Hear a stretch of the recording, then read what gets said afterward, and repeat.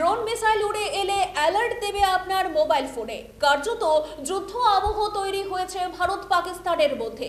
লাগাতার হামলা চালিয়ে যাচ্ছে পাকিস্তান। পরিস্থিতি যে কোনো মুহূর্তেই খারাপ হতে পারে। ইতিমধ্যে জম্মু কাশ্মীর, পাঞ্জাব, রাজস্থানের হাই অ্যালার্ট জারি করা হয়েছে। হামলার সতর্কতা ঘন ঘন বাড়ছে সাইরেন। চলুন জেনে নেই কিভাবে ইমার্জেন্সি অ্যালার্ট পাবেন ফোনে।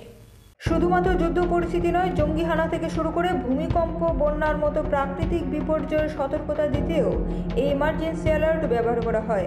এই অ্যালার্ট স্পেশাল নেটওয়ার্ক চ্যানেল ব্যবহার করে পাঠানো হয় মোবাইলে। নেটওয়ার্ক না থাকলেও অ্যালার্ট পাওয়া যায়। এই সংকটের সময়ে নিজের ফোনেও ইমার্জেন্সি অ্যালার্ট অন করতে পারেন।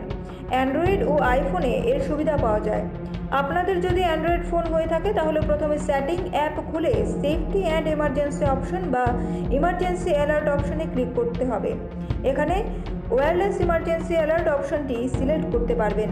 এবং আপনাদের যদি আইফোন হয়ে থাকে তাহলে প্রথমে সেটিং অ্যাপ খুলতে হবে এবং নোটিফিকেশনের একদম নিচে গেলে government alert toggle and test alert অপশনে ক্লিক করতে হবে।